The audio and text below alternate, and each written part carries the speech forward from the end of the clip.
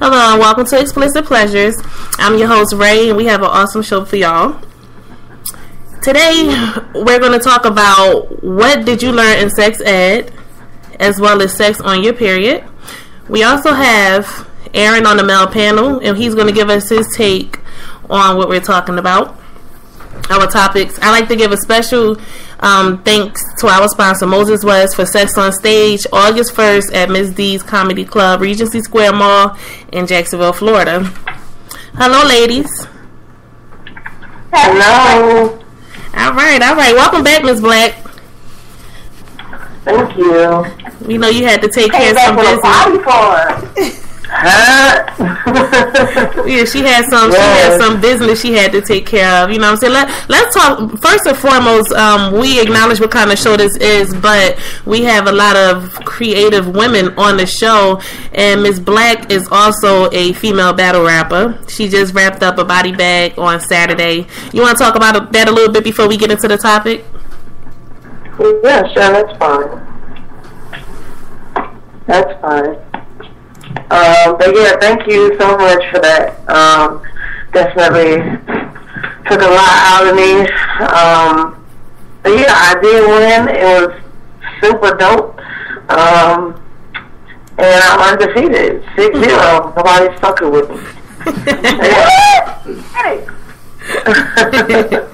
Straight like that. All right, ladies, y'all ready? Let's get into it. Our first topic is, what did you learn in sex education class?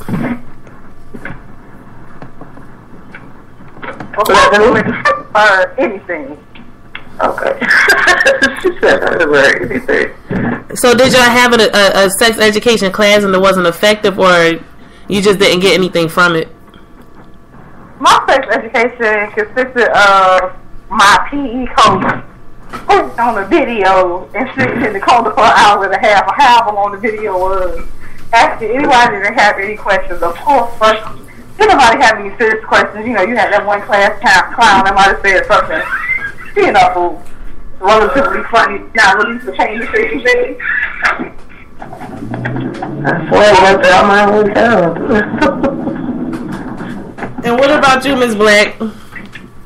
Yeah, my sex ed, it was not a lot of help at all. It was similar to what this create just said. It consisted of a movie, a teacher that ignored her students, and yeah, we just, if you didn't catch the video or understand it, you ask questions afterwards.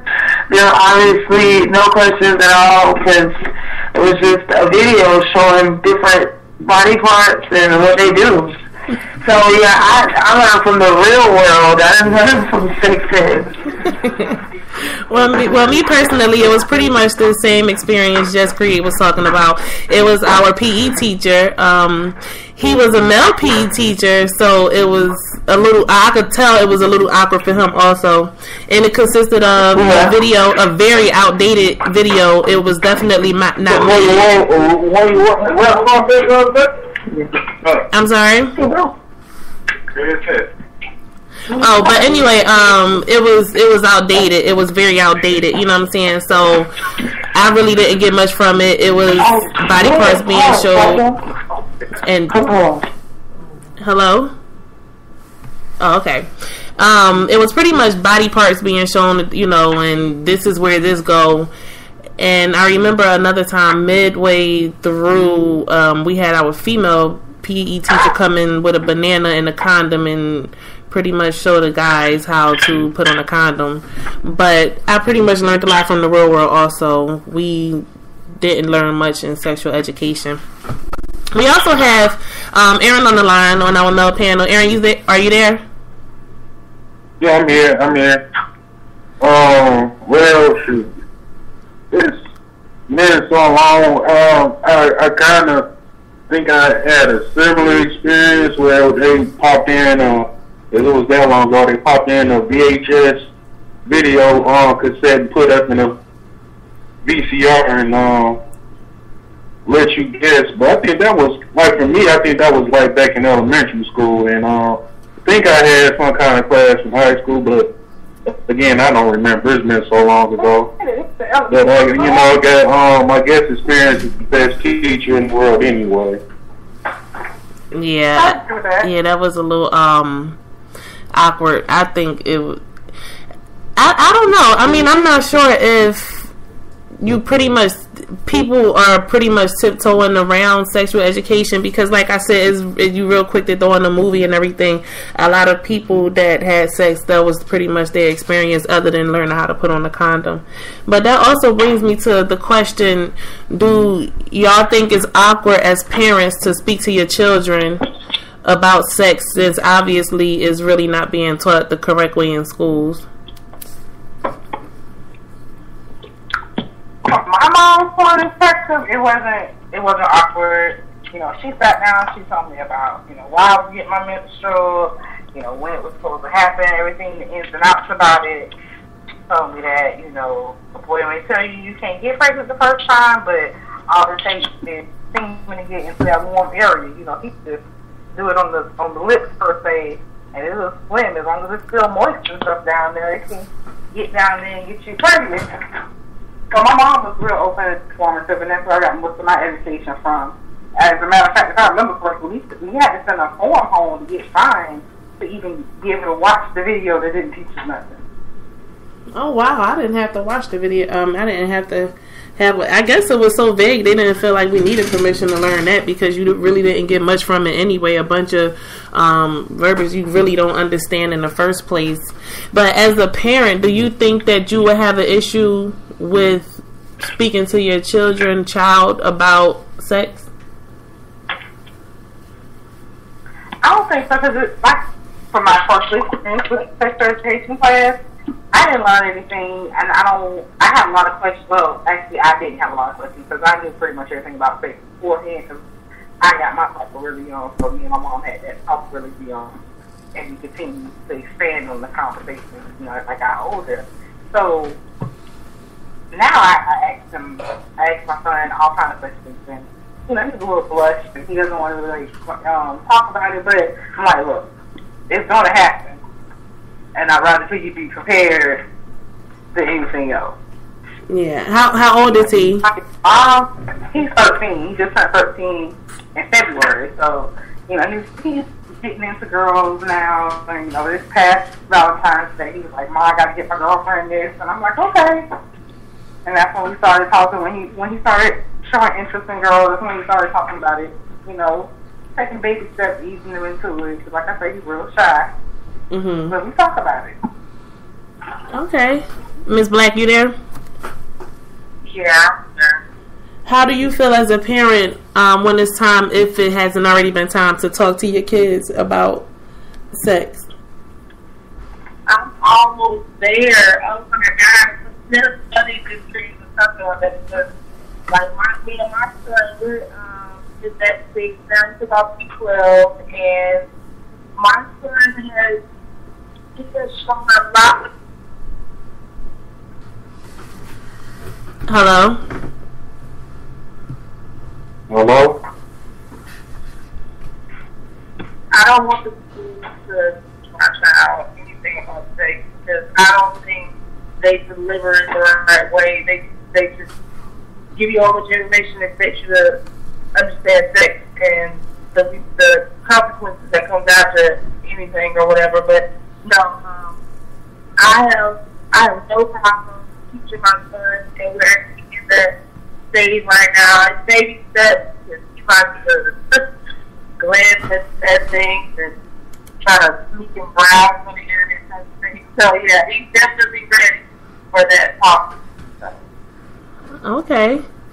Well, I mean, I don't think my daughter is ready yet. At this, how the world is these days, people are having to speak with their kids about sex a lot younger than they would have expected to have to speak to their kids about sex. Because unfortunately, other people raise their children differently than you do. So your kids come home sometimes asking questions because of things they heard from their friends at school and, kids they play, hang around and play with. So I'm finding that some people having to have these talks a lot younger than they expected to have with their children. I don't think I'm gonna have a problem. My oldest is 9. I have a 9-year-old daughter, And I definitely don't think that I would have a problem with speaking to her about sex. I can already tell certain things she knows. Nothing too much, but when I feel like that time has come to have that conversation, I don't think it would be a big deal for me. I do know some parents sometimes don't want to talk about it in hopes that if they don't talk about it, it's not going to happen. And I think that's a bad idea, because now your children are being exposed to this and possibly going through that without the knowledge that they need. Aaron, how do you feel about that when it's time for you to have that talk with your children? Well, pretty much to piggyback off of what you said, I say I really can't really speak from my whole life experience because of the fact I'm not a parent, but I think, especially how things are these days, probably around 9 or 10, because of the simple fact that, like, unfortunately, in some cases, you got people who are unfit parents and their kids end up seeing things they're not supposed to see at an early age. And like you said, they come back to school and they start talking about things that you think kids shouldn't even be talking about. Yeah. You know, and also, like, in my case, like, shoot, my mom didn't ever talk to me. I come from a single parent household, and I get all the sex education I ever needed by having to go to my sister Lamont's class when I was 13. So that's pretty much it for me in a nutshell. Lamont's class, having the baby class. Yeah. When I was, you know what I'm saying, my sister's 3 years older than me. You know what I'm saying? She was pregnant at 16. She had my oldest niece when she was 17. And like I said, I was in a Lamar class with her, coaching her with the baby. I'm learning about epidurals and all kinds of crap at 13. Okay.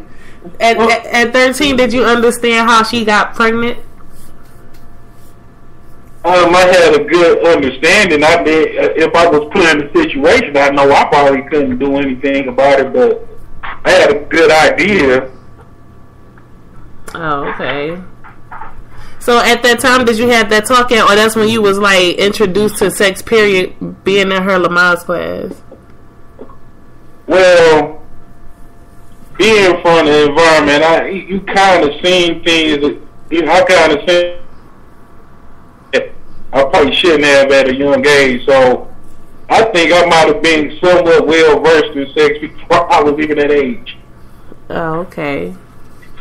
Okay. That how old were y'all when y'all understood fully what sex was? Just Create and Miss Black.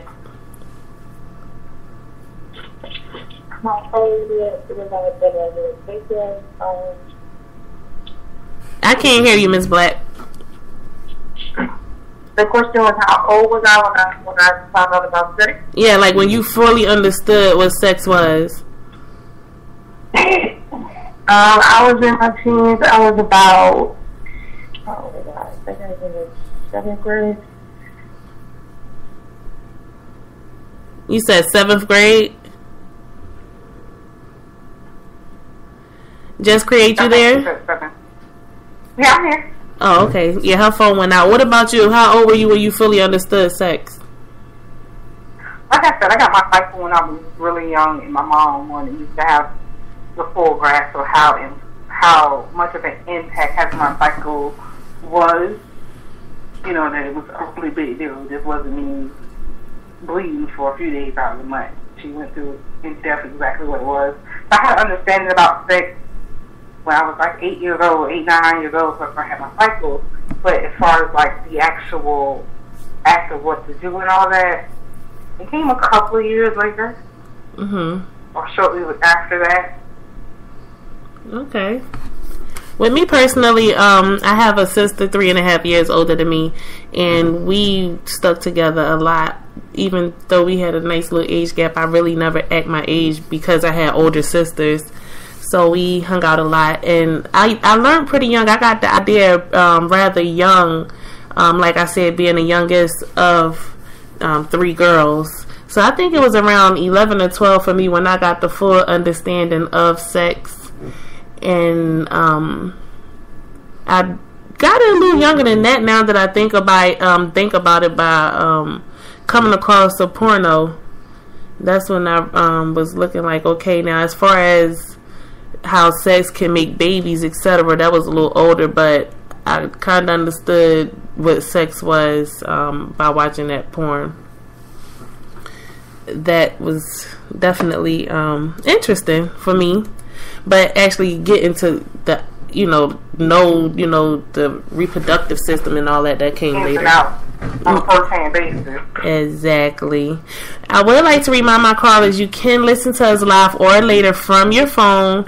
Go to the App Store, go to the Play Store, download the Spreaker app, Spreaker. Search Big Deal Radio. You can follow us. You can always chat with us live during the show via that app. You can comment on the show. We can read your comments live over the air. Also, you can go from your PC, Spreaker.com, search Explicit Pleasures. And if you want to call in, participate, if you want to speak on the topics, if you want to talk to us, call us 641-715-3580, ID 882-390. And you can also follow us on Twitter and on Facebook, Ladies of EP. If you have any questions for us, make sure you email us, explicitpleasures69@gmail.com. Ms. Black, you there?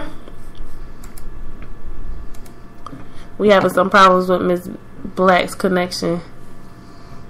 Ms. Black, you there?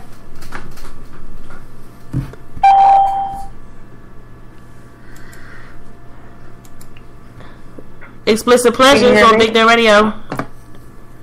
I'm here. Okay, Ms. Black? Yes.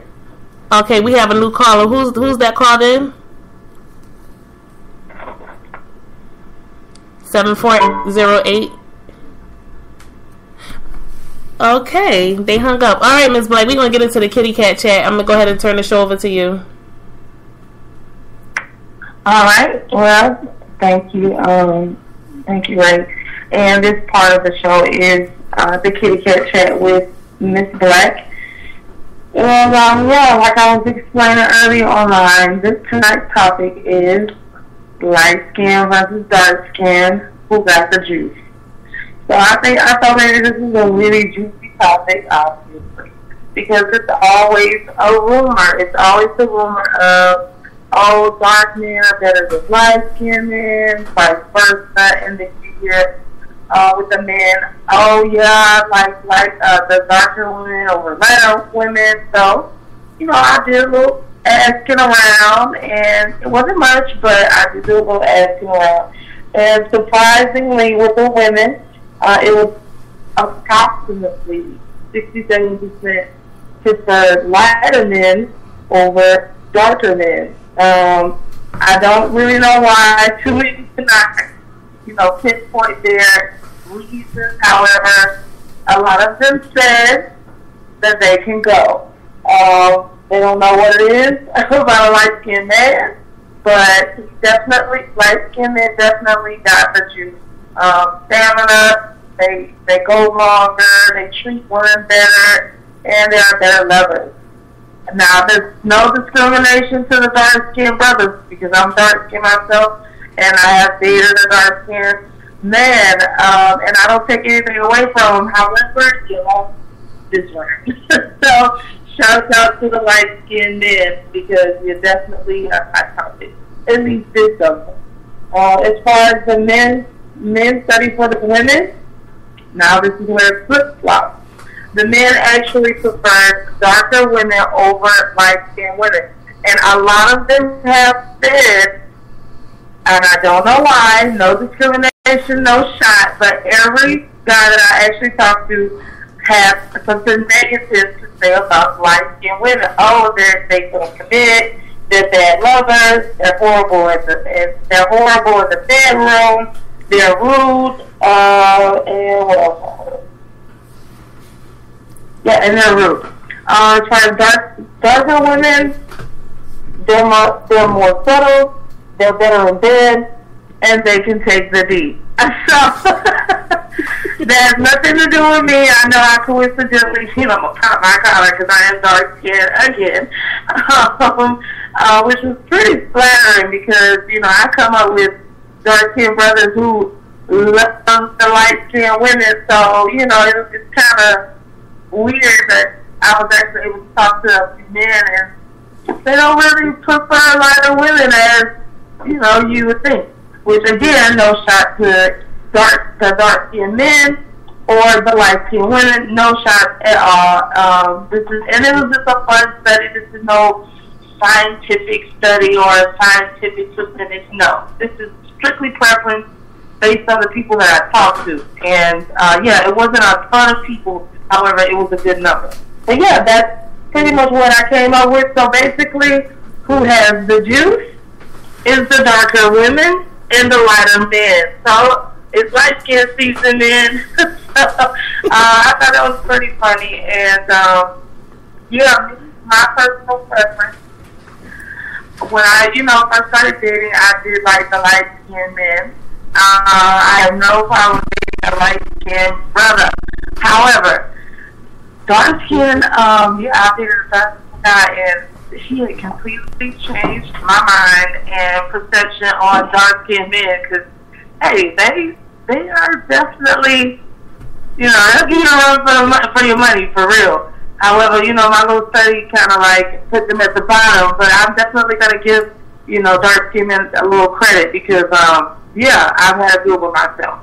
As far as women, like I said, I've heard the rumor about light skinned women since a wee one. Since I've had conversations about just dating. Period. I've always heard that. Light skinned women, they ain't got no manners, or they cute. You hear that all the time. So it's at least coming up from where I come up from. So that was a pretty interesting day, I guess you would call it. It was fun. I got to talk to a few different people and see, their perspective on that particular topic. But if anybody has any questions or wants to chime in and give their take on who they think got the juice, we can open up the line right now for them. We had a caller in which they hung up. Now I want to answer that question myself. I just came to this conclusion, I think a couple of nights ago when I was having a conversation with somebody, and that's when it dawned on me that I've dated more dark skinned brothers than light skinned brothers, and not by choice because not by coincidence, because I love men in general. But when I thought back on it, I realized that I've dated more dark skinned guys. I love me a chocolate brother. Honestly, I've dated I've dated about 2 light skinned guys and 1 my complexion, but they've always been my complexion or darker. I definitely love my milk chocolate, my dark chocolate. No specific reason. I can't say that I feel like light-skinned men are this or that, and that's why I don't date them as much as dark-skinned men. I guess that's just a subconscious attraction that I really don't pay too much attention to. But I don't know. Sometimes you hear about, the light-skinned fellas, they going out, they not in right now, they not in season. Then you hear about, Drake brought the light-skinned brothers back, Drake and Kevin Gates. I know, right? Yes, but you know what? Drake is doing the light-skinned brothers hella justice. Oh my God, have you seen him lately? Yeah, he is eating really good. Yeah, Drake is looking kind of fun, but I like Drake music too. He not afraid to sing to a female and be vulnerable and everything. And that's what he get teased on and about, but that's what he's good at. What about you? Just Create. You had you got a preference? No, if you put the men I've dated in a line, it would like a multi-shade of our ethnicity. I haven't had it from light skin, dark skin, chestnut, peanut butter. I know that's right, girl. I'm just saying, if I'm into you, I'm into you. I don't really care about the skin color.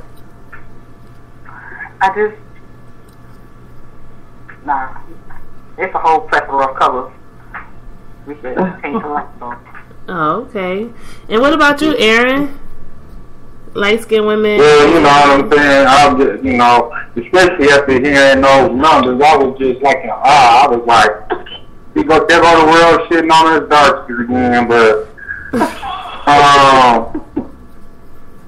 my thing is just like the lady before me just said, it was like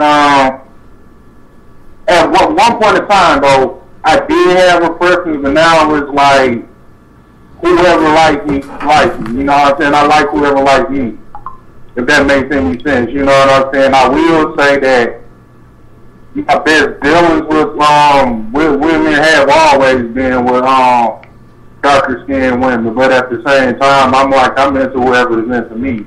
I don't have a preference, and then on top of that, I really don't get into that team dark skin versus team light skin stuff either. So, Right. Now that is like a woman thing, no. Yes, I know. I know, and that's what I said. I'm gonna make my insides about this light skin thing. Okay. you know, it's just like the whole world hates us darkies or something. I don't know what it is. But I've heard similar things to what Ms. Black was saying about why guys don't really like light-skinned girls, but don't try to have a relationship with them because they have a lot of attitude, they this, they that. And I've come across a lot of light-skinned females who portray that. Like, I guess it's a conflict within our community as a whole, where I guess they think they're a little bit better than everybody else because they're lighter or whatever. I don't know. I see where where they come from with that, but he being on the lighter side of the scale, I think I'm pretty down to earth. Right. And that's another thing. It's definitely a stereotype. And it was more so of a mythbuster than anything. I'm just like, okay, I'm gonna reach out and I'm gonna see what people think. Just random people. These are not friends. These are not people that I talk to on an everyday or a regular basis. Some of the people I don't know. These are just random people. So, you know, it was kind of interesting to see their insight on how they felt about that. And a lot of them did say, oh, yeah, you know, I don't really look at the light skin versus dark skin. Which that, you know, of course we wouldn't be, like, hoping for our, you know, companion saying, oh, no, he's too light. Oh, he's too dark. No, of course, you're going to go for who you're attracted to.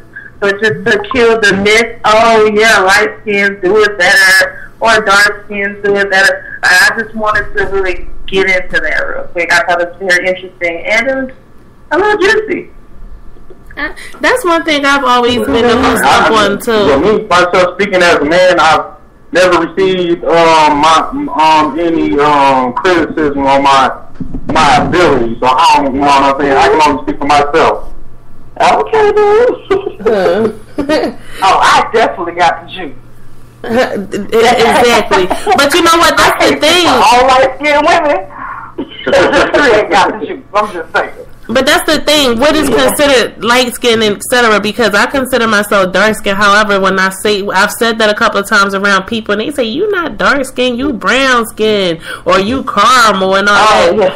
You know what I'm saying? So you know, I think that plays a part too. You feel me? And I don't feel like that at all. And it's like, so the question is, Zach, I think you got to get kind of into what do you consider, because I saw some people that said, oh, she red, and to me, she caramel. You feel me? And then you got the high yellow ones, and they call them light skin or red. So it's like, what do you consider what?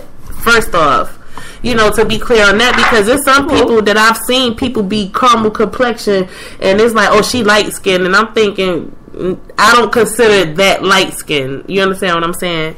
Like, to me, that's not light skin. I personally don't consider myself to be light skinned, but if you took a poll of other people's opinion, the consistency would be that I would be light skinned, and I feel like I'm more of a caramel complexion type of person. Yeah. Versus a hot yellow red person. Yeah, I would consider you hot red, but most definitely light skin. Just create. I'm still feeling with this. I would call you red. I would definitely call you light skin. You're nowhere near brown skin. You're more lighter than that. Ray, I would definitely call you caramel or mocha, because you're borderline dark skin, light skin. You're in the middle, like you got that. It's mixed together. So you're not either. Wow. You just blended. Right, blended. Okay, I'll take that. So I guess it's up to your I'm trying to think of someone that we will all probably agree, at least light skin or red, that we all know. I can't come to my mind, but I really want to get to the bottom of that. Maybe you could do a poll on that, Ms. Black. Because I'm trying to understand. That's something that, since I've moved down south especially, I've noticed. I really don't. I don't think I get the definition of red and light skin. Because, like I said, I consider myself to be dark skinned, and even you just said I'm caramel. So I would like to get a better understanding of what exactly is dark skin, medium complexion, red, and light skin, and then you even have some people say high yellow. So I would definitely give to it. I'll ask around. Yeah, I'm trying to. No one comes to mind, and I'm thinking that all of us know. That's light skin. That's high yellow. Yeah. Adra, do y'all know Adra? Okay, I know Adra. Yeah. Okay, so she's considered. Now that's light skin. That's red. Okay. So that's red / light skin. Okay. Light skin would be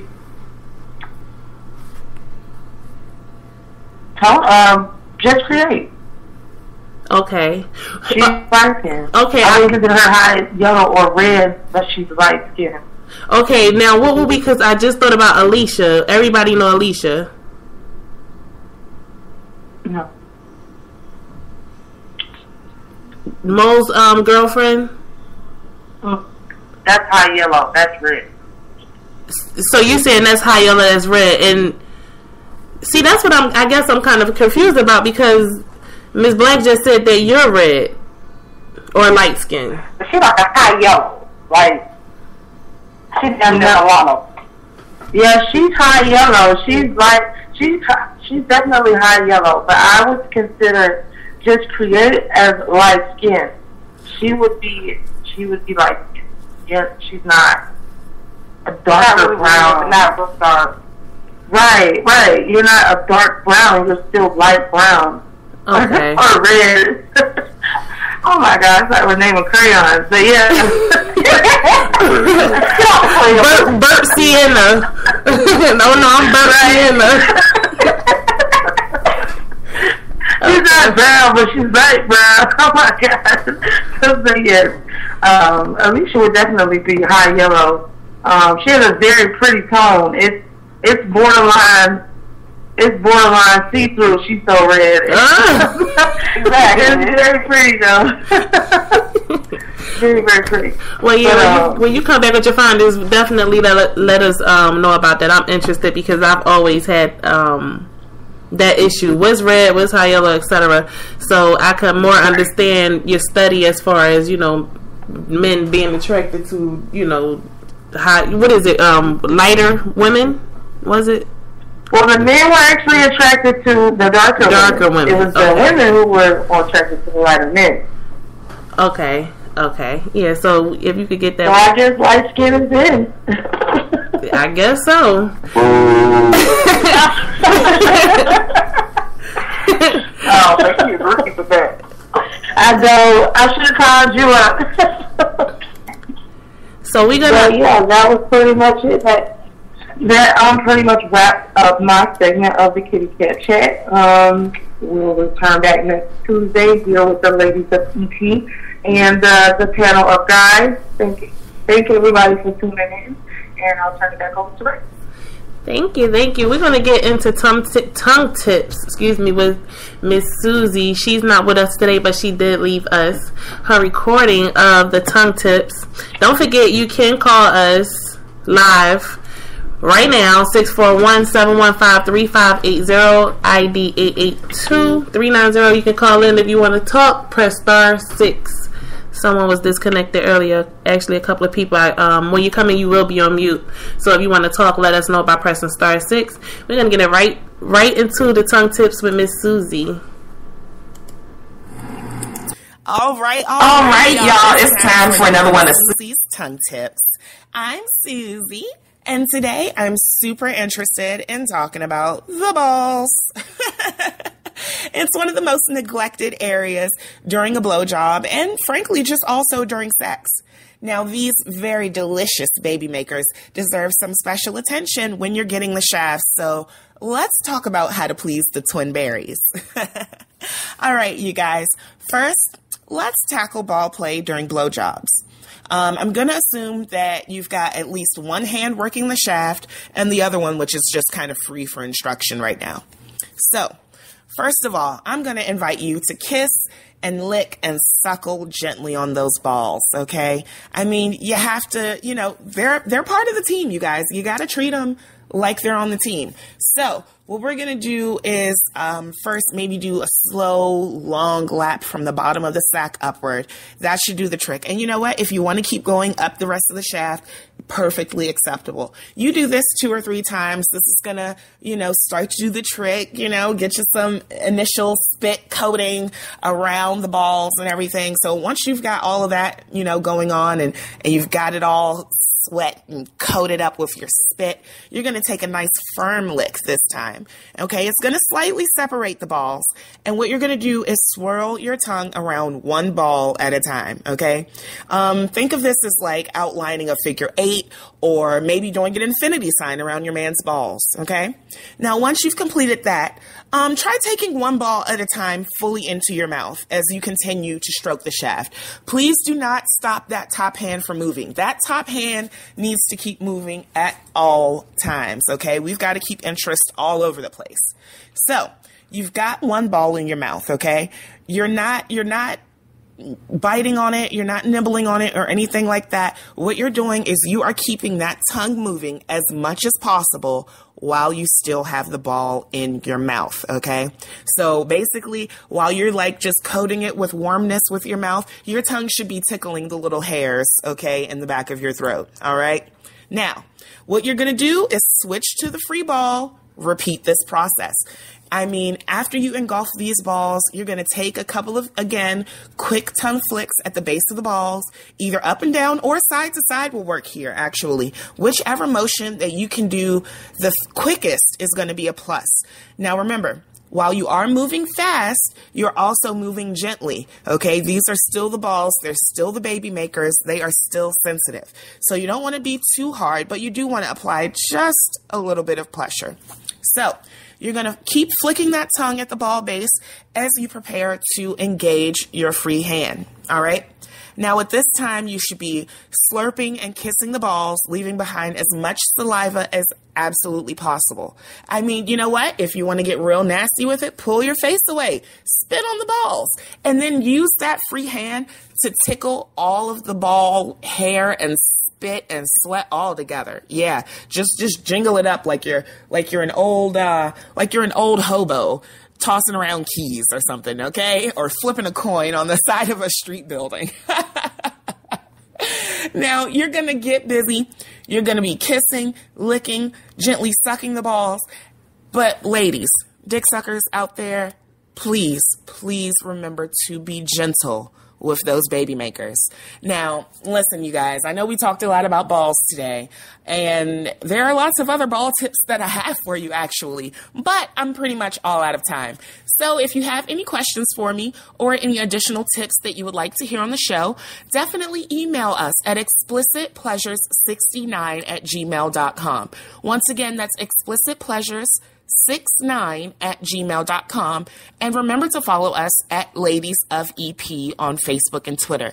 Once again, that's at Ladies of EP, LADIESOF EP on Facebook and Twitter.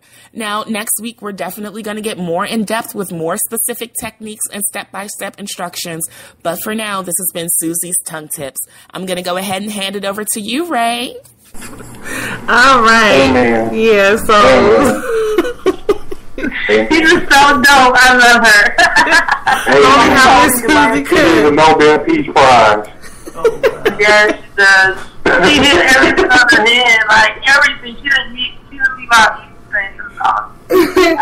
That was tongue tips with Miss Susie, giving only how Miss Susie could give those tips. Take heed, people, ladies, take heed rather. Those balls, can't neglect them. They're like children, can't treat them like Cinderella. Like those baby makers. Baby makers, yes. When I can call it that from here on out, I swear I will. Those other babies. Yeah, you gotta show some special attention. So what you think of that, other than she need a Nobel Peace Prize, Erin? Was she on point? I think, you know what I'm saying? I'm like, damn, where, you know what I'm saying? Why they don't make more of Earth in this world? You know, she knew exactly what she was talking about. Okay. That's what's up. Technique-wise and everything, I'm like, damn. That's astonishing. So astonishing. All right. We're going to get right into the second part of our topic. The second topic that we have for this evening is sex on her or your, as women, your period. For men, sex on her period. Who's with it? Who's done it? Who's against it? Who hasn't done it? Miss Just Create. How do you feel about sex on your period? I personally enjoy it. What people don't know is that once you start, your cycle is going to stop. But my current fiance does not. He will not. No shape, form, or fashion. I can't get him. He doesn't want to hold me. Well, I'm lying. He'll hold me, but if I go towards his dick, he's like, you still, wait 3 more days. How many days we got? But me personally, I have no problem with it. You know, of course, we have to have that type of relationship. It's not something I would have done with one night stand or anything like that. But if we at a significant point in our relationship, then we both adults. We should be able to handle that. But I'm definitely not going to force you to do anything you don't want to do. And it's actually very, very good as far as cramps are concerned for the women to have sex during your cycle. I never heard that. What about you, Miss Black? Yeah, and cramps and all that. Well, yes, I have tried it. But just let me say this: I was with my ex there.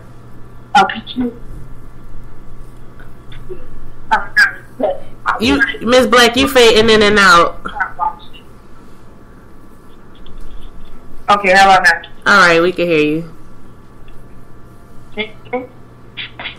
Hello, is that better? Yeah, we can hear you. Okay, yeah, so I have tried it with my ex. I was together with him a very long time, so we tried a little bit of everything. But yeah, I don't prefer it because it's messy, and I couldn't stand it, and he used to get on my nerves. Because the first thing he'll say is, go on and lay the towel down. Oh my God. Oh my God. I used to tell him, I was just like, oh, you sound like such an old perv. Like,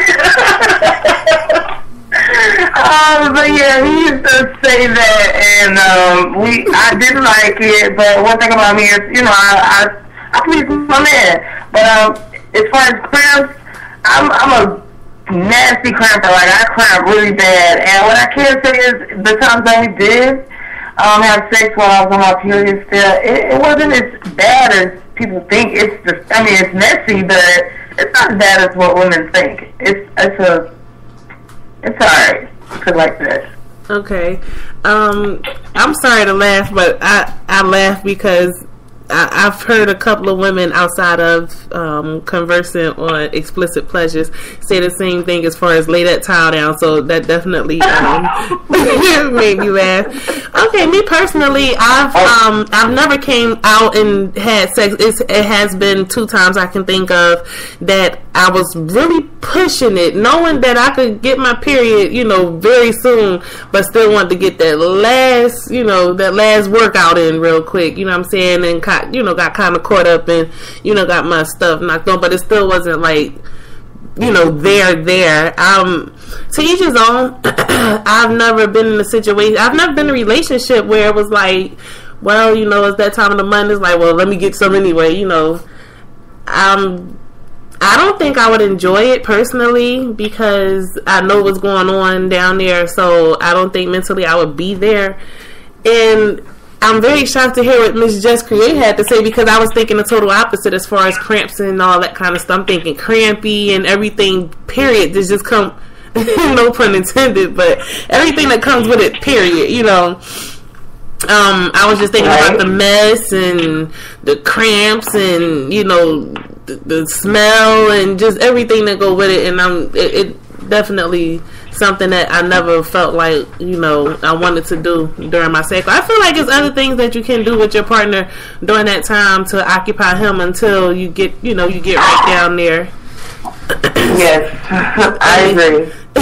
I'm pretty sure he would appreciate some of the things that you would rather do until you able to, get yourself together down there, So, me personally, I've never done it, and I'm really not interested in doing it. And luckily, the people I've been with been okay with, Let that towel down, right? I want to put that towel down, girl. Let that towel down, right? Oh, man, that's funny. But, it's like this. Every woman's different. Every woman's period is different. And like I said, I cramped bad. And it wasn't like, I know my period on, fuck it. Let's fuck. No, it wasn't like that. It was just like the typical caught in the moment. I get turned on, he get turned on. And then we like, oh, damn, yeah, you're on your period. Oh, okay, well, fuck it. Lay the towel down. Kind of shit. So that's how it went. It was, I don't know. It wasn't planned at all, but it wasn't a stop sign either. So okay, I got you. And that's the thing. Anyone that's listening, definitely, it's not like I'm knowing all that. I've just I didn't have the personal I want to go there.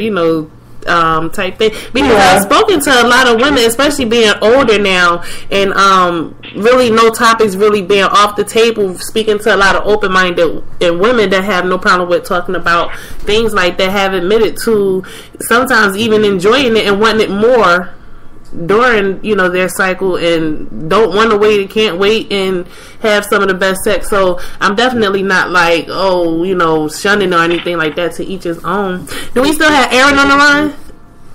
Yeah, I'm still here. So what do you think about it? Unfortunately.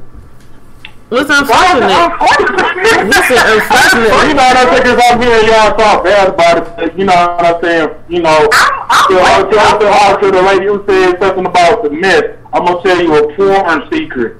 What the women in the porn industry do is they have these little sex sponges they put inside of them, so it catches a lot of that blood. So that's an option right there. That's an option right there. I think that as you can see, a lot of women they feel like they have about 4 million scenes, and some of them be on their period when they be having these scenes. Oh wow. Secondly, for what I know from a medical standpoint, during y'all more than likely y'all ovulating like a few days before your period even start, or even after you start. So more than likely you're gonna want to have more sex. So that was, I was speaking with somebody earlier about this. It's like some women are at their horniest when during their cycle. Yeah. You know what I'm saying? And now what I do know, it's a little secret out there, but a lot of men out there got their red wings, and that's when you have sex with your woman during their period or whatever. So, it happens. So, I don't think it's a bad thing, it's not something you should do if you just in a casual sexual relationship with somebody.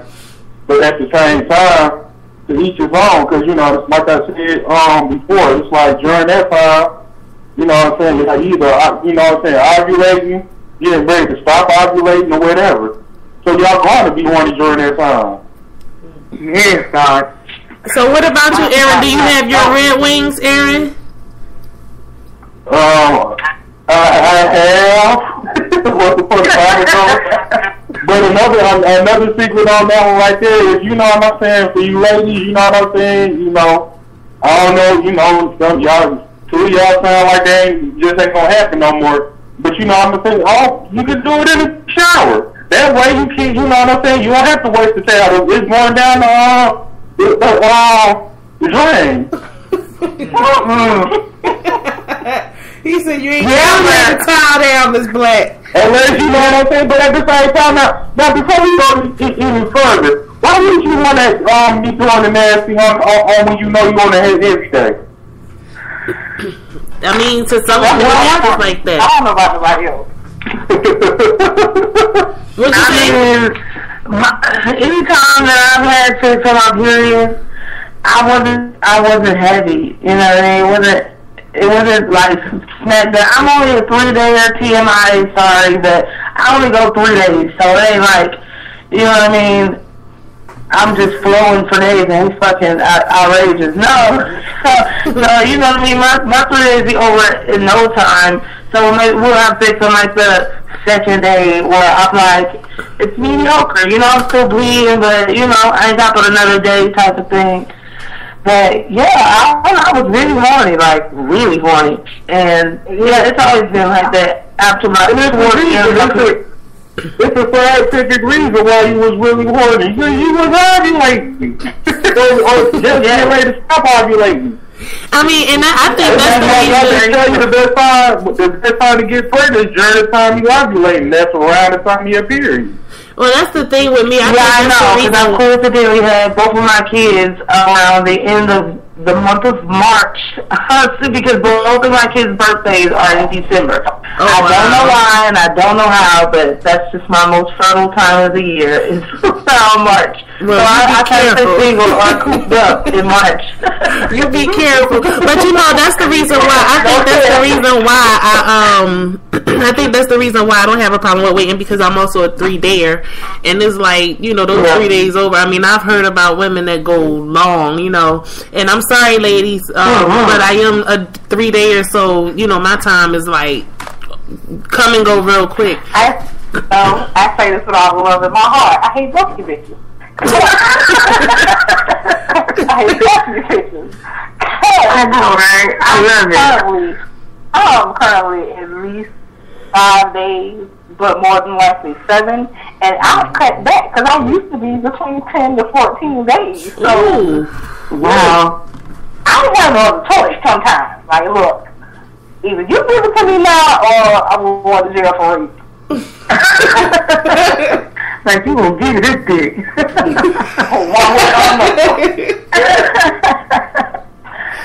No, I don't blame you. I don't blame you. I do not knock any guy who wants to go and get his red wings. Just prepare for a slight mess, but I'm telling you, it's going to be some of the best shit in your life, because not only do you get some warm gushy, but it's going to be extra, extra gushy. So, you know, just think of it that way. You know,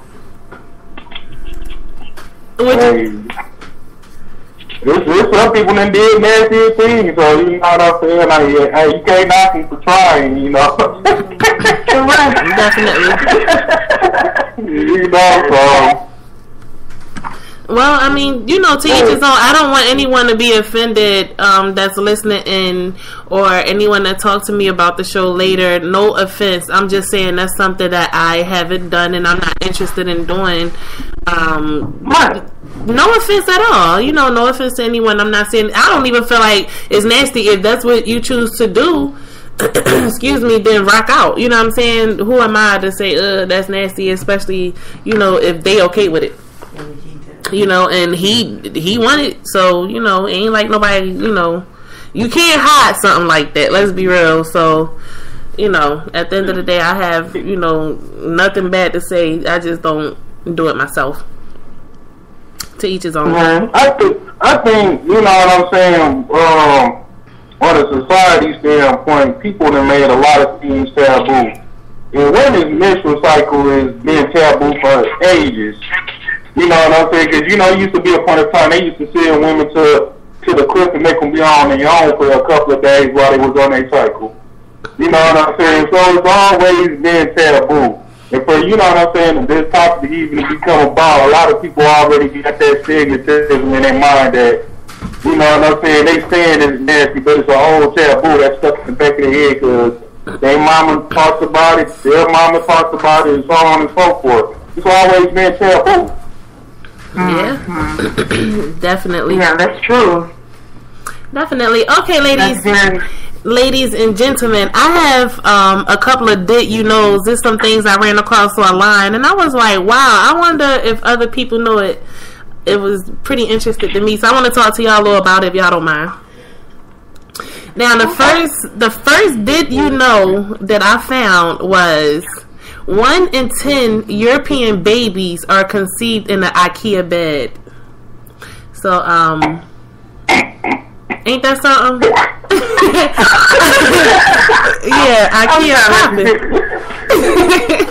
IKEA is definitely popping. I don't know how I've come across this shit, but I do a lot of reading online, and I came across that. Now, the most interesting thing that I found that was kind of heartbreaking to me. Did you know a female ferret will die if she doesn't have sex for a year? She breaks up for real. I must be part ferret. I'm talking about the I know that's right, girl. I'm talking about the D is real. She can't live without it. Now check this out. Now one thing I noticed, I thought I remember when this first came out, and I really thought it was going to be like a fad, but it's still here, people. Did you know that 7 Viagra tablets are sold every second? I definitely believe that. Nowadays these young guys are taking Viagra just to have extra it don't work. No, seriously, I ran across a guy that actually sells them at the strip club. He sells Viagra pills at the strip club. No lie, he was really getting them off. I never heard no shit like that until I came across him, and he really was making a couple dollars by going to the strip club with the Viagras. So I could definitely believe that 7 Viagra tablets are sold every second. Now this is an interesting fact. I'm sorry. Go ahead. But most of the guys didn't realize when they first was coming out, and they was just popping them just to be popping them, that they actually make you impotent if you don't need them. Ooh. If you take them for a long period of time. Mm-hmm. I know quite a few. They're older men now because they were young men when the drug first came on the streets. But they actually have to take them now because they made themselves impotent, taking them, not needing them. Whoa. Oh, so they can break the D if nothing's wrong with the D. Yeah. I mean, no doctor will tell you to take it if you don't need it, but taking it every so often won't hurt. Like guys who were taking that, it might have been a combination of other things as well, but take it back then. X was really popular. X was really popular then, so they were taking the X pill with the Viagra plus the other drugs they were doing. So. And you know what? And they probably was the same ones at the emergency room with their dick out talking about I won't go down. Sitting up there taking all the damn drugs. Don't make no sense. No sense. Yeah, that actually, it's kind of tickling to me that women have actually stressed men out to the point where they feel that it's almost mandatory to go and get some type of help with stamina, I guess the whole thing, he can't go that long, has really started to affect men. So now they try to make sure, oh, she ain't gonna say I don't go to, and you know, I can't He go. about to kill himself. I will not give him that. Buddy Hart popping out extra hard. He about to kill himself over something.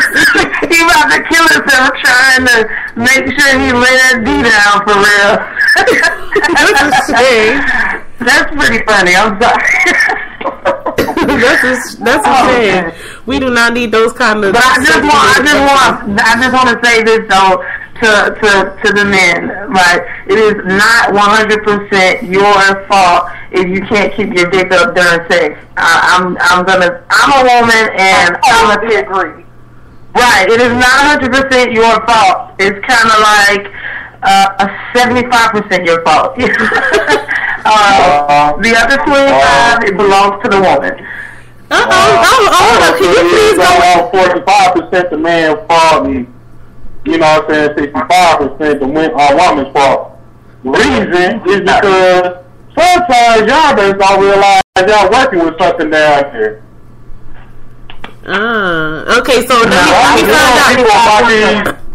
what I'm saying? If, you know what I'm saying? If a dude come in like about 2 minutes, you know what I'm saying? Because you know 9 times out of if it was bad, you know what I'm saying? He would just stop. But if you just nut and just talk about, because you got some good stuff. No, hold on. Can I say? Go ahead. What?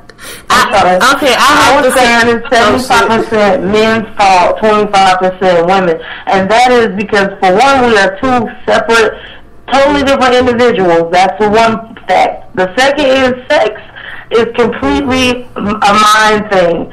So he has to, you know, if his mind is elsewhere, then that could potentially be an issue. You know what I mean? Her 25% comes in. She has to totally take control of keeping him turned on. You know what I mean? And a woman can only do so much to turn a man on. Again, he has to be accepting of her turning him on. So yeah, it's 75% men because your mind makes that dick work. So if your mind is not on the shit she's trying to get you on, then that's where you have a problem. If she's not doing the shit, then yeah, she is definitely not holding her 25% down. But yeah, I think that I have to say this in response to what Aaron's saying. I've heard that excuse enough. That pussy was so good, man. That pussy shouldn't be so good, and then you know, cause it got nothing quick. No, I'm sorry, because if you can take your mind off of that just a little bit, you definitely can prolong that nut. I'm sorry, that's just how I feel about that. I do. If you eat it for a longer then, you know what I'm saying? Hey, I mean that too, but I'm just a question though. I really want to, and I'm so glad you're on the phone, Aaron, because you're a man. With that, oh, it's so good. But the question is, if it's so good, why not want it? Like, why would you not quick? Like, if it's so good, why not try to prolong it? It's because we focusing on, you know what I'm saying? Y'all focusing on whatever y'all focusing on. We focusing on a couple of things too. Yeah, that's right. About catching this nut and making you nut. And sometimes your nut don't come soon enough. Okay, well, start thinking about I gotta go mow the lawn, or I gotta go change my oil, or something that's going to throw me off. I can only speak for myself. I'm making excuses for men right now, but I'm telling you, this is what they thinking about. They thinking about, I want to please her, but damn, this shit is good, I'm about to nut. But that's what they thinking. Hold on, though, because like myself, some women, they come, it's nothing for them to come. They come multiple times before you even catch your first one. Yep. So, I mean, if you got some pussy and you making it do that, why would you want to come in 10 minutes? Why would you not want to go 30, 45 minutes, a few hours? Why wouldn't you want to lay in that pussy if it's that good and you're making it react to your dick that good? I really want to. I don't know about that problem. I've never experienced that problem. You know what I'm saying? Honestly, you know what I'm saying? If I'm with somebody, we going at it for a minute. But at the same time, I don't know about other people. I can only speak for myself. Because you know what I'm saying? I think, okay, one thing I was taught when I was like about 21 years old is a man exercising his PC muscle. It's a muscle in between your ball sack and your asshole. That's the PC muscle.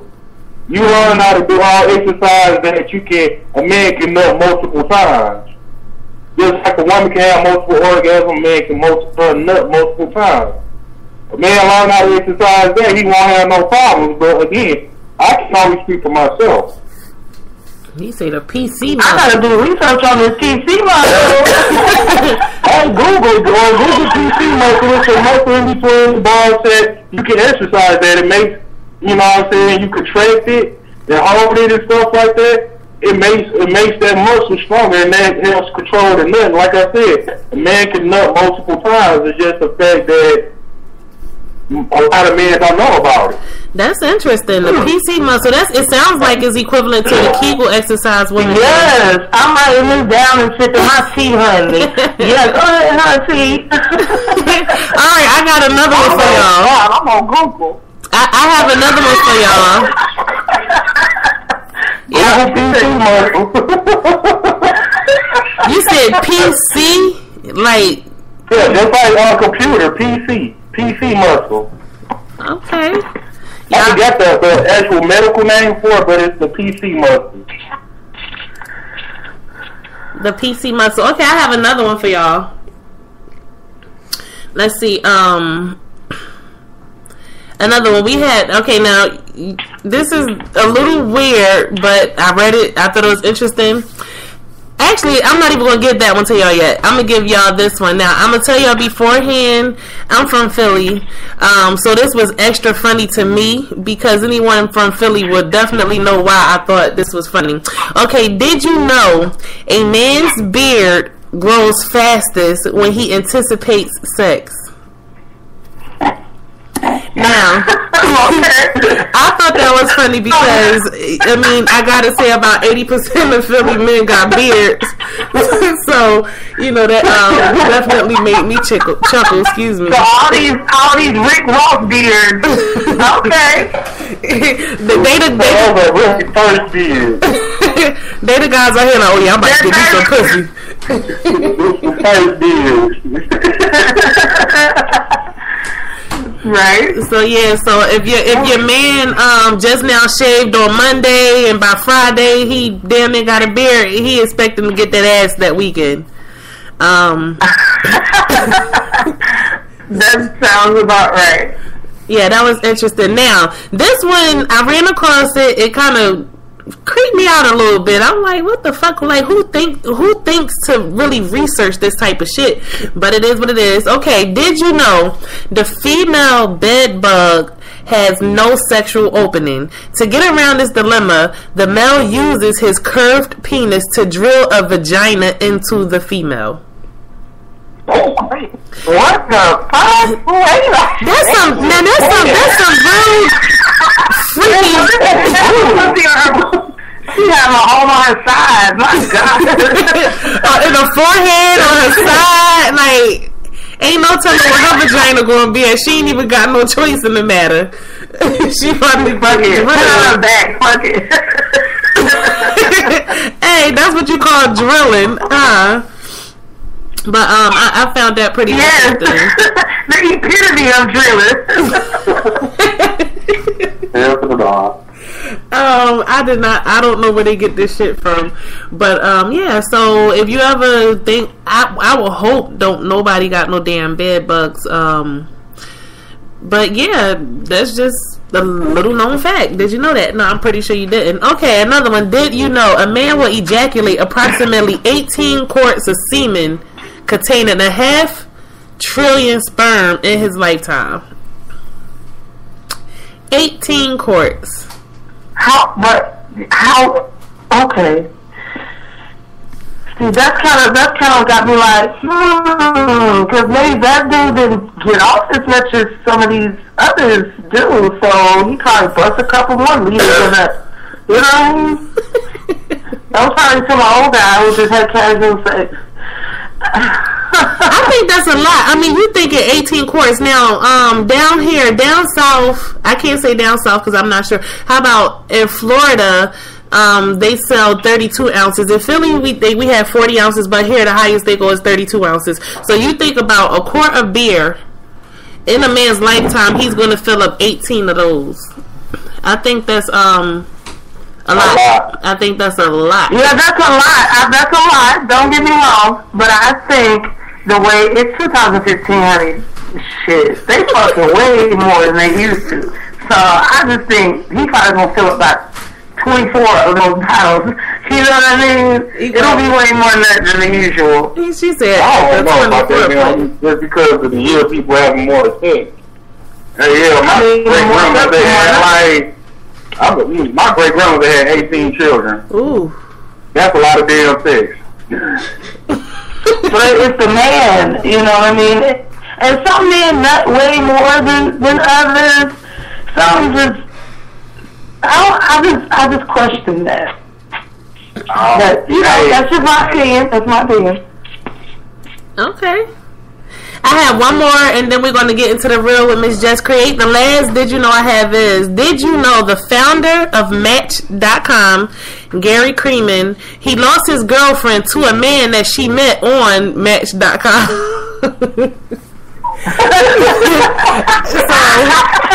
That's gotta be the yeah. I would have said that. Yeah, so I would sue myself. Now that's the thing. Okay, think about the, you know, you get up with a guy or a girl, in your case, Aaron, and they're not really on Facebook like that. You, oh man, come on, get on Facebook, it's fun. You should join some of these groups, this and that. And then you sign this person up, you get them on Facebook, and then they start hiding shit and cheating on you with somebody on Facebook. You know, it's kind of equivalent to that. I actually know a couple of people that's happened too. They put their significant others on Facebook, and then it became an issue in their relationship. So how exactly do y'all feel about that? About what? I said, how do y'all feel about that? I mean, in his case, he actually created Match.com for other people to find love, and he lost his own girlfriend to the same site that he created. That's just like the saying, back in the day, my mom used to say, yeah, you don't buy a man no shoes to walk up out of your life. You know, so I guess it's one of those little things. Don't create no damn dating site to run your own life type shit. So, I don't know. That's weird. I think that's really funny. Alright. I just, my fault. Huh? I was about to say, I just think it just really shows that, you know what I'm saying, that probably she wasn't really all that into him in the first place. Because if, you know what I'm saying, she know that was his business endeavor, a way for him to make money, then why would she get on that same website and do anything? Because she got on that bitch and found somebody with probably a little bit more coins than him and looked a little bit better. Shit. So that just lets you know she really wasn't all that into him to begin with. Exactly. But it could have also been, on her side. She was just trying to support her man and make sure that the site worked and the business was a little bit too good. That's all that was. There you go. Or maybe he took time away from her. He took time away from her creating the site. She got lonely and went on the site and found somebody that got more time for her. Hey, that makes a lot of sense. She probably found something wrong. I'm going to cook you like long dick style.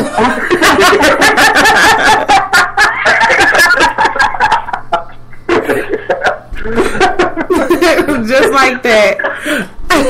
Just like that.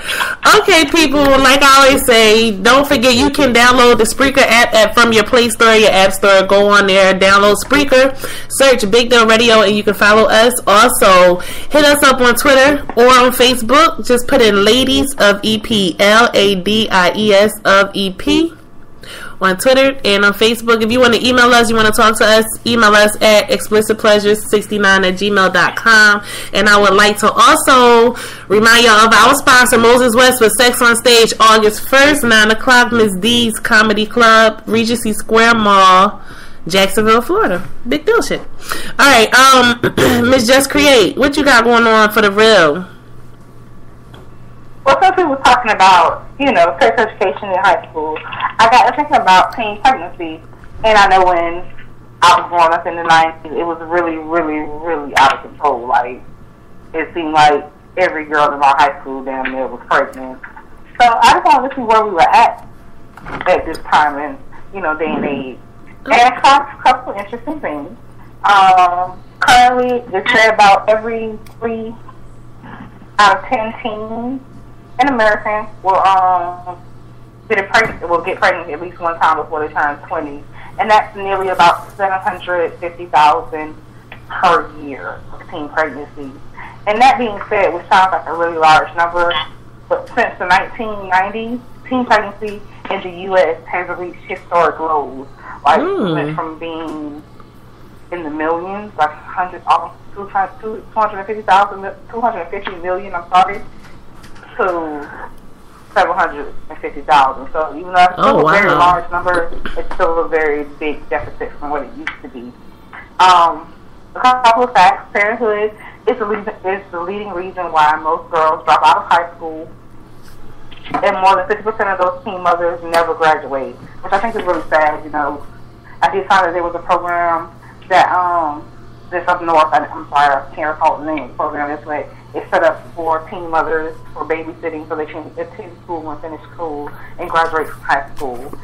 Of those mothers, about 25% of those moms have their second child within 24 months of having their first child. So that means you have 2 babies under the age of 2. That's a little big, I thought. Like, I don't think I could handle 2 terrible 2s at the same time. I'd probably pull out my dreads. I don't know. The next thing I found out was that of those teen moms, less than 2% actually earn a college degree by the age of 30. They're dealing with the kids. Same thing with high schools. They don't have anybody watching. They can't commit to raising a family as well as going to school, so they choose providing for the family. In 2011, the birth rate in the U.S. was at the lowest it had ever been in 70 years. And something else that I found out interesting was that teens that were raised in foster care tend to be 2.5 times greater of getting pregnant than those who are not raised in the system. And I've actually talked to a lot of girls who are raised in the system or, in and out of different programs. And a lot of them that I talked to said that they had babies because they wanted somebody to love them. Like, they needed that love that they wasn't getting from other places, so they created that love. So that's why, I believe that's why they have a higher percentage rating of getting pregnant than those teens who are not raised in the system. Wow. Also, that I found out that teens that I'm sorry. I also found out that teens nowadays are more likely to not have pregnancy. Not have the age bracket for them to be pregnant is further along. It's more like 17 to 20 now versus when the 90s where it was like 14 to 17 was the high age bracket for teen pregnancy.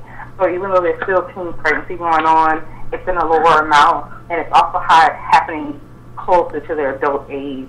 And also the teens that get pregnant, most of those teen pregnancies end up in poverty. They either end up in some type of public assistance, whether it's food stamps, HUD, whatever, and of those teens, about 65 to 75% never actually get above the poverty level. I just wanted to see what was going on with teen pregnancy this day and age. The thing is that it's down tremendously from the 90s. Hopefully we can continue to decrease it, hopefully with better school education. I don't really know what the sexual education is like nowadays. I'm going to find out. But hopefully with better school education and parents being more open to talk to their teens, we can continue to get this rate to decrease. Excuse me, I apologize. Get the rate to decrease, and hopefully we can wipe it out completely. Okay. But that was what I found out today, and I thought it was really, really interesting. I was really pleasantly surprised and happy that, you know, the rate has gone down. Yeah. That's actually good to hear because I had a daughter. I'm just saying. That's really good to hear. It gives me much hope. Yeah. And I thought it was really, the fact that I found out that only 2% of teen moms actually earn a college degree by the age of 30, but the teen dads have a higher college percentage than the teen women. And it's like, and most teen moms never become brides. Why? They're always a single mom. Wow. Right. So my thing was like, and our boys that we're not instilling in our girls.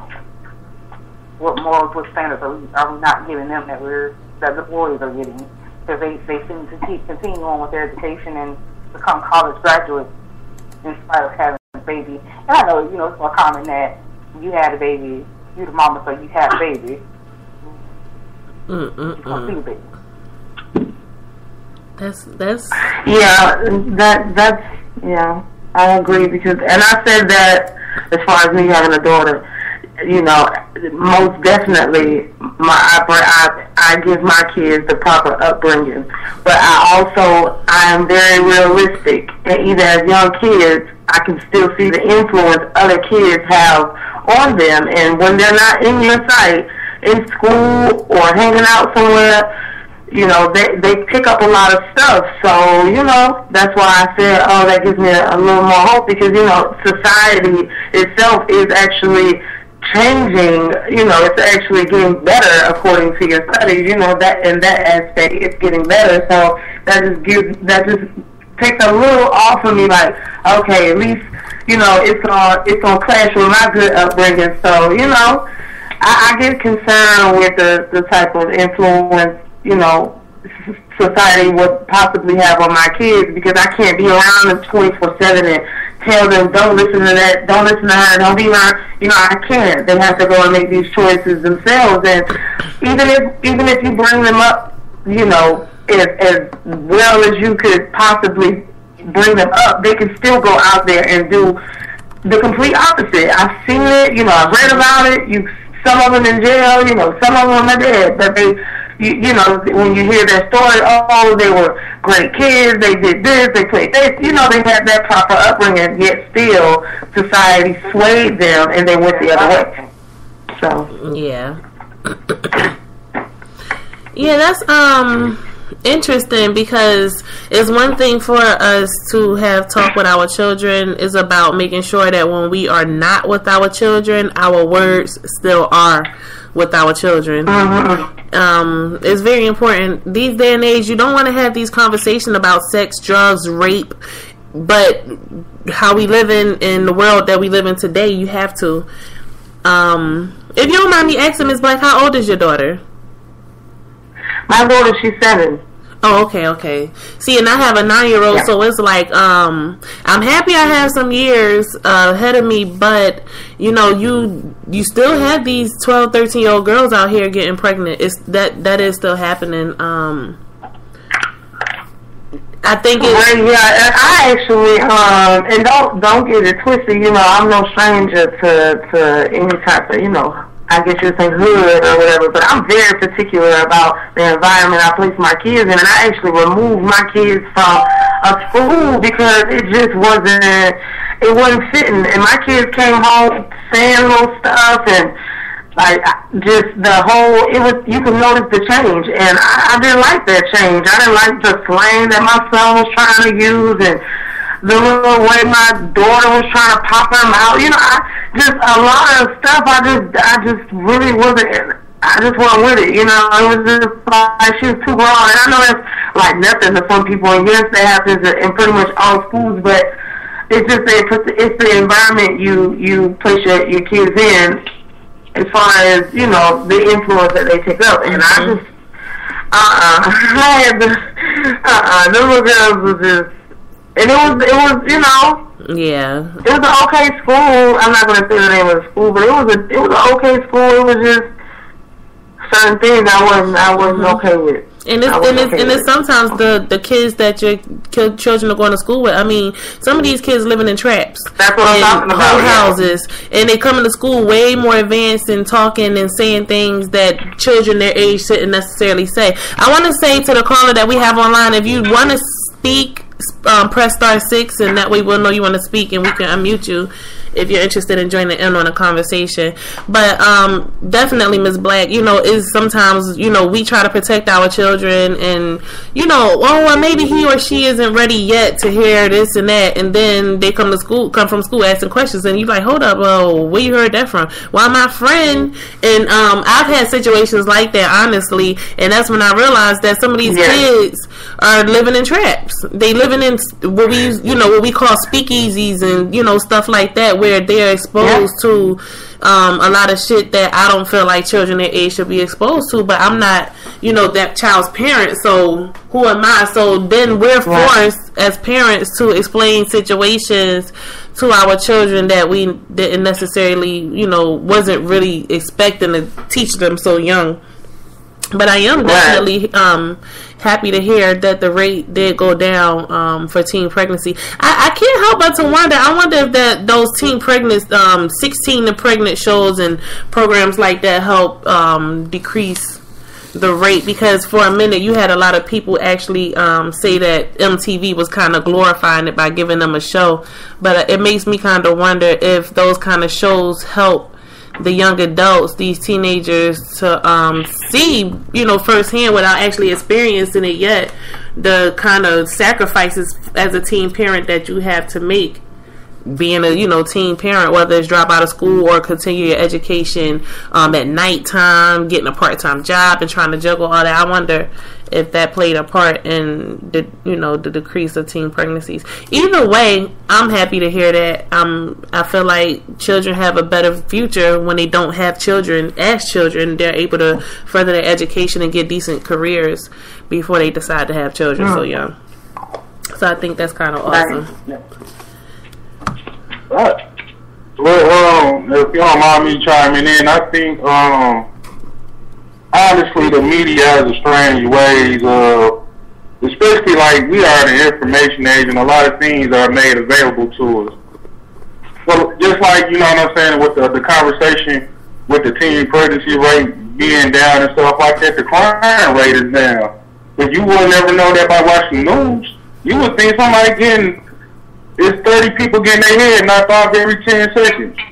But you know what I'm saying? If you watch the news, you pay attention to the news, they always saying that this happened. So you always like, dang, it's a crazy world out there. But you kind of realize it.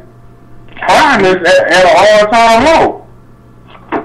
You know what I'm saying? Just like the teen pregnancy thing, like, you know what I'm saying? Like, you know, we look at it as a problem, especially this day and age. But like again, not too long ago, not even 100 years ago, people were getting pregnant when they was 13. Yeah, and actually in a study it says that it's at an all-time low in the last 70 years, which backs up to the 1940s. So exactly. 40s, you know, and even though there's still teen pregnancy going on, it's later in the teens versus it being earlier in the teens, like it was back in the early 90s and prior to the 90s, where there were 14, 12, you know, preteens. I think back in the day, back in the time that, I'm sorry, just to, Aaron, you were talking about that, you know, not even 100 years ago, but you got to understand that then they got married at 13. Like, they actually got taken out of their house. Or out of their house. My granny got married at like 14. She had about 19 kids. Yeah, 19 kids. Wow. My granny got married when she was 14, and her husband left her to raise those 7 children on her own. So I hear what you're saying, but you know what I'm saying? It's like history has a funny way of repeating itself. You know what I'm saying? I hear what you're saying that, okay, this old grown man came and got this teenage girl and married her. But in a lot of cases, especially back then, these men were having 2 or 3 different separate households. They were living separate lives from their wives. You know what I'm saying? The media has a way of making things seem worse than what they really are. And quite honestly, if they had the internet back then, something he probably would have never had. Yeah, right. Possibly. That's definitely something to think about. We also have another caller in the room. If you want to speak, everybody's off mute. So if you want to speak, feel free to speak. If not, you want to listen, that's fine too.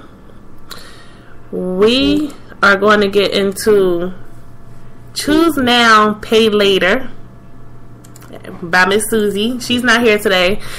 She had something to do, but she did leave her recording, so we're going to catch up with our melodrama, Choose Now, Pay Later. Hey guys, I'm Susie, and thanks for joining me today on Choose Now, Pay Later.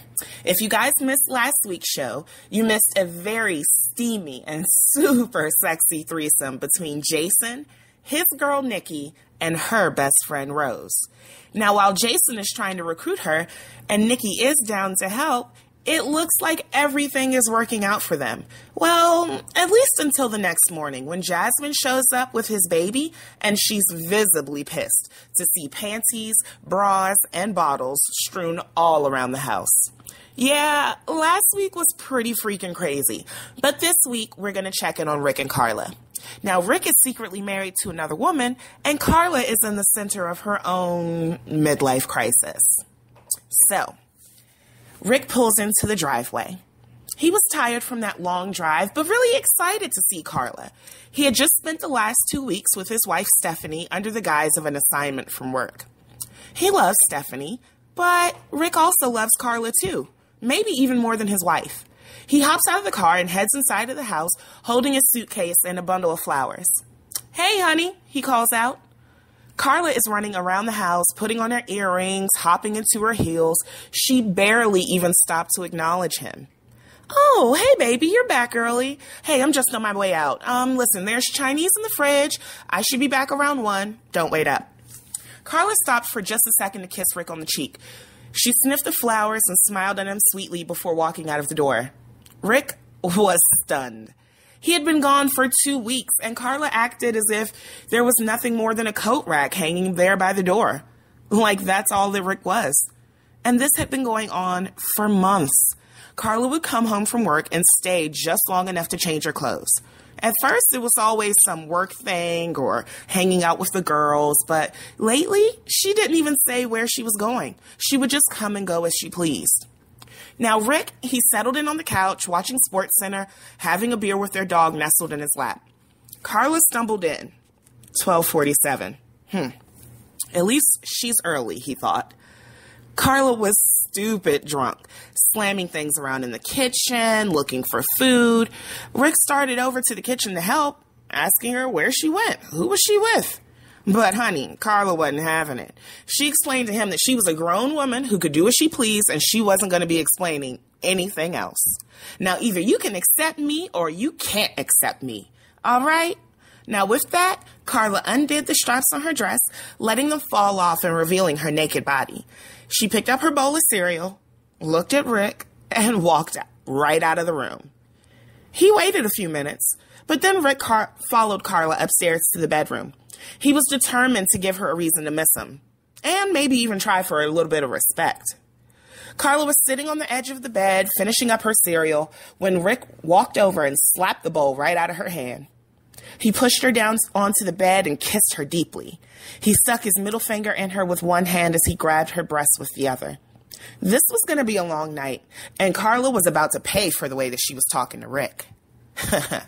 If you thought that was steamy and sexy, oh, honey, let me tell you, it's going to get a lot more crazy. A lot like my book, The Birds, the Bees, and the Boudoir. You guys can find this collection of steamy and sexy erotic poetry on Amazon, Books A Million, or even BarnesandNoble.com. That again is The Birds, the Bees, and the Boudoir, which is available right now on Amazon. Also, you guys, if you have any questions for me, Susie, or about this segment, Choose Now, Pay Later, please send all of your questions or comments to explicitpleasures69@gmail.com. And remember to follow the Ladies of EP on Facebook and Twitter. Once again, if you have any questions, comments about the segment Choose Now, Pay Later, send us an email at explicitpleasures69@gmail.com. And remember to follow us at Ladies of EP, that's LADIES of EP, on Facebook and Twitter. And of course, you guys, that's all the time that I have for this week. So I'm going to send it back over to Ray. I hope you guys have a great time. All right, there we go. Choose Now, Pay Later from our girl Susie. Appreciate that. She is out. She has something she had to take care of, so she will definitely be with us next week. Make sure y'all tune in next week to figure out more of what's going on Choose Now, Pay Later. And like she said, you can email us explicitpleasure69@gmail.com every Tuesday, 9 p.m. EST, Eastern Standard Time. All right, we're back. Who we have online? I'm not going to put anybody on the spot because I'm noticing some people don't want to talk. They just want to call in. But again, everyone is off mute. So if you have anything to say, that's fine. This part of the show is called Open Discussion. Anything, everything you want to talk about, this is the time that we could talk about anything. Now, this is something I want to talk about. I spoke with someone earlier, and I was informed this person thinks that if you are in a threesome, so if you have two women and one man and y'all in a threesome, even if the two women don't touch each other or have no physical contact with each other, he still considers the women bi. And if you have a threesome and there are two men and one woman, even if the men never touch each other or have any physical contact with each other, the men are still bi. Who has heard anything like this before? I haven't. I'm sorry, I have not. Today was my... me, myself, I never heard anything like that, but me, myself, I kind of believe it. I don't know. It's just the way I think. I don't know. So what do you mean you kinda? Because see, that's the thing. It's like really no gray areas. Either you do or you don't. Yeah. Okay, well, I'll just look at it like this. You know, the reason why I think it's a gray area because women are used to being around each other naked and stuff like that. Y'all watch each other put on clothes. Oh, girl, that's cute and stuff like that. You know what I'm saying? Not to say that you know what I'm saying, there's any questioning in y'all sexuality. But man, we don't sit up there and still, oh man, yeah, put that on, yeah, oh yeah, put them, yeah. We don't do that kind of stuff. So I know what I'm saying. Okay. Do you watch porn? Lately my taste in porn has changed, but yeah, I do watch it. Well, what I'm getting at is, you watching a man fuck a woman, so what's the difference? It's just you're not there, you know what I mean? Yeah, that's true, but it's a whole totally different thing when the penis is right there. But it's right there when you're watching it. You know what I mean? Anything is a screen bar. It's a distance, but at the same time, the penis is right there. You know what I'm saying? Like, have you ever seen, like, okay, except double penetration in porn, right? Now that's too close. Right. Like sometimes the dick is just touching the other dick. That's suspect as hell to me. Okay, well, yeah, to get technical like that, to get down to the nitty-gritty like that, maybe, you know, but I don't think men are necessarily gay because they hitting a girl at the same time, because, I mean, if you could sit up there and jack your dick watching a man fuck another woman on porn, what's the difference? Only difference is you're actually there and you could touch her, you could fuck him out while he's fucking her, you know what I mean? And that's the reason why, like, lately I've been like, okay, I just rather watch a woman masturbate. I'm good on looking at another man dick. I'm good on that. I get to see mine. I don't. Okay, I guess I get your gray area as far as double penetration, and also when a woman has both of the man penises and she's sucking them at the same time, and then they both go in the mouth at the same time. I could definitely understand that, but I'm talking about two men, one at the front, one at the back. If anything, they might.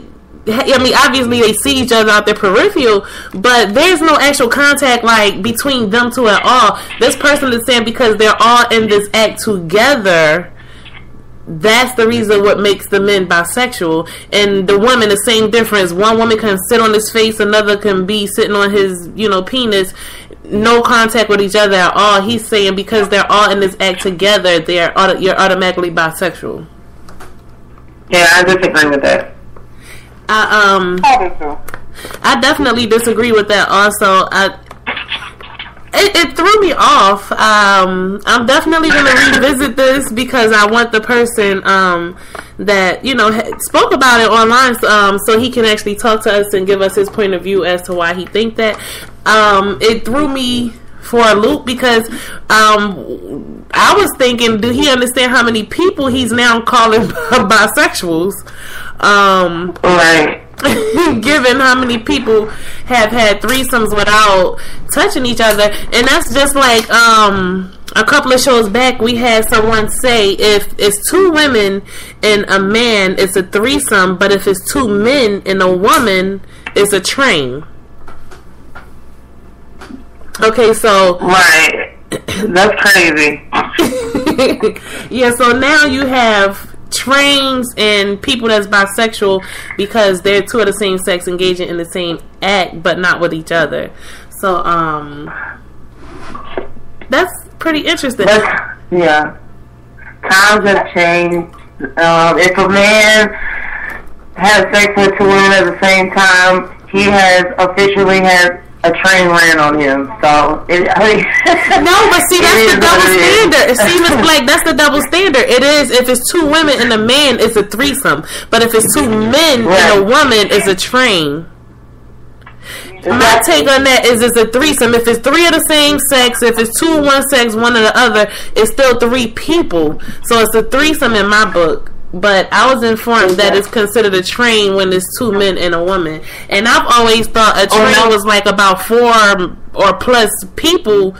My mentality, my mentals of a train is like, somebody having sex and the other people sitting around waiting until, mainly men standing around waiting until it's their turn. Is my mental of what a train is I've never once, when I've seen two men and a woman, thought, oh, they're running a train on her. I always looked at that as a threesome. Right. So that kind of, threw me for a loop too. I guess we got the same definition because a train to me is pretty much what the porn industry call a gangbang. Yeah. That's it. And pretty much, you got people wait their turn to jump in. The gangbang go a train. That's what I don't think I could participate in a threesome with another man and a woman. I don't know. I can't see myself doing that, but to each his own. But that's a threesome. I said two men and a woman. You know what I'm saying? That's a threesome. That the like 8 different men and one woman. That's a train. Yeah, that's my concept. Yeah, that's what I consider a train. Well, I can't stick, he's having a train ran on him because it's aggravating because that goes to if a woman go and sleep with 2 or 3 different men in a few months, she consider that some people consider her a whore. Or a few months, but Matt said if you have more than 2 sexual partners in 1 month, you owe. So. Right, but dudes have different sexual partners like 2-3 times a week, but they're still men. They don't have a label. They're the alpha men at that. They're not just men. They're alpha men. Like they top dogs.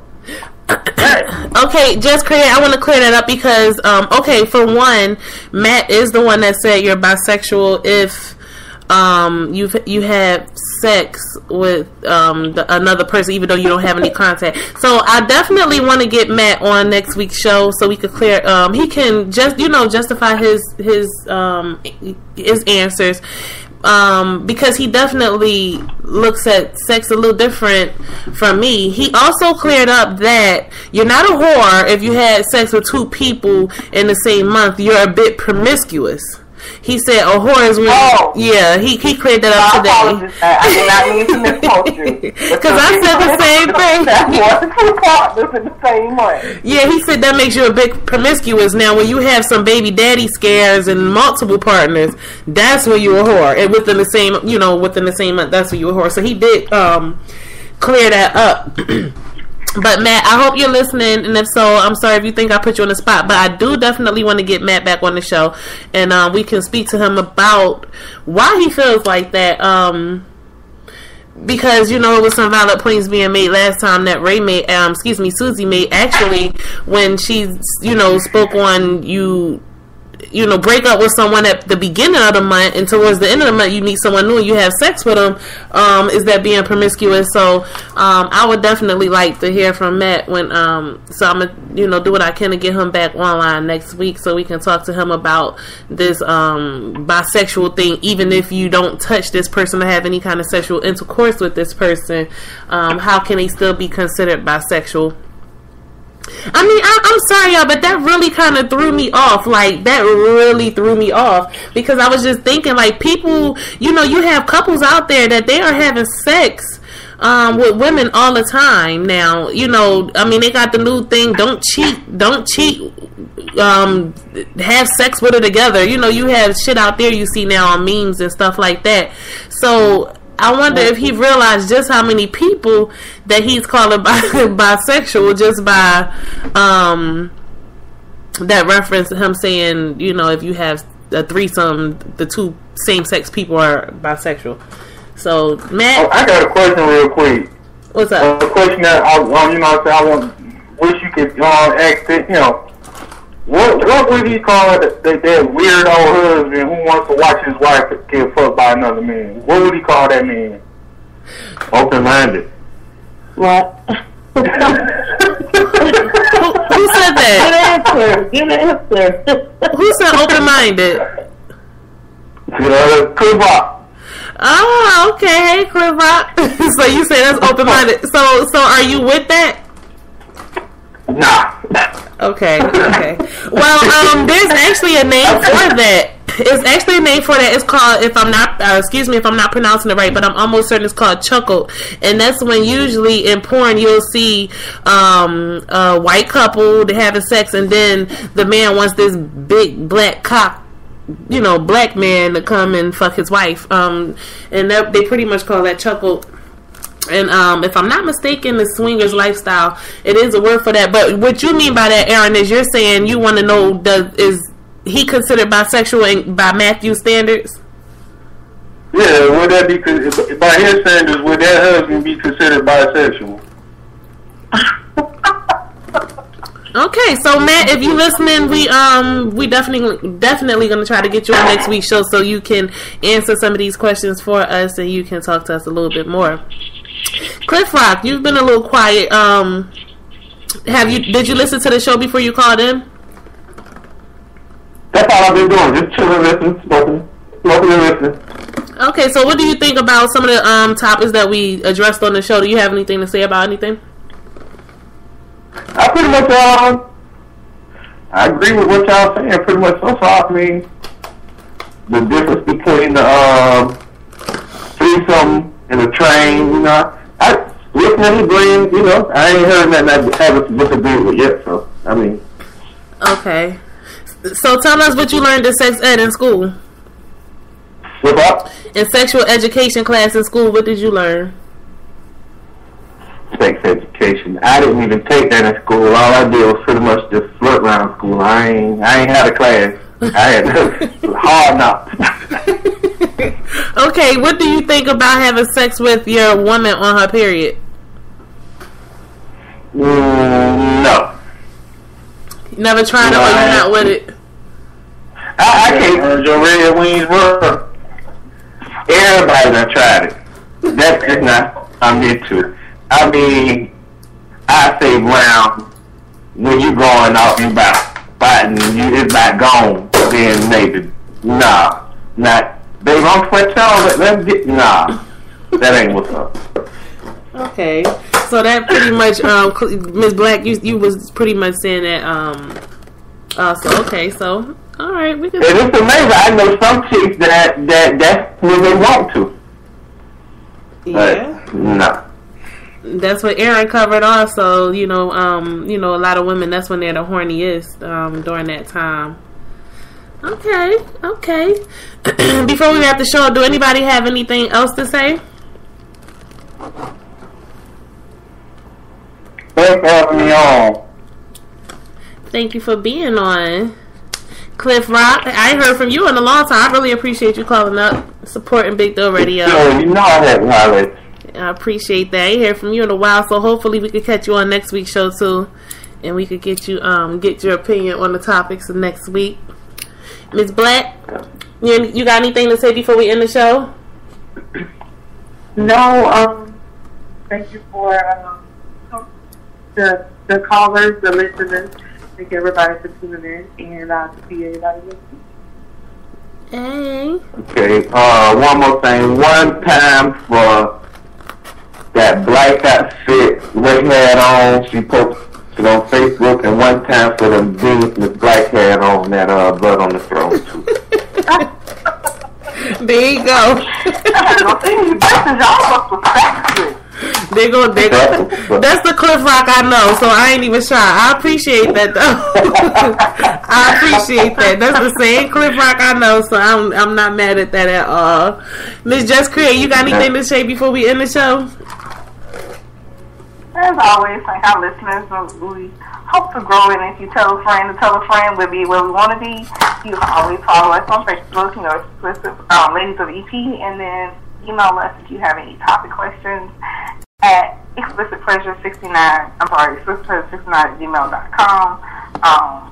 And also, don't forget that you can follow us on Spreaker, as well as listen to the show after it is gone off the air, and tune in next week. Yay! Yeah. All right, I like to thank Aaron for calling in. I'm sorry.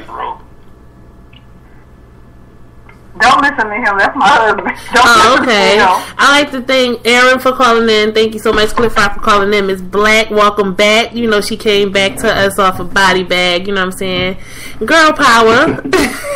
Girl power. It's never too late. You can always email us explicitpleasures69@gmail.com. You can listen to this link. We will have it posted on our Explicit Pleasures page on Facebook as well as on Twitter, Ladies the EP. I'd like to give us a special shout out to Moses West, our sponsor for Sex on Stage, August 1st, Miss D's Comedy Club, Regency Square Mall in Duval, Florida, Jacksonville, Florida. I will be there. Also, every Tuesday night, 9 p.m. EST, Eastern Standard Time, check us out.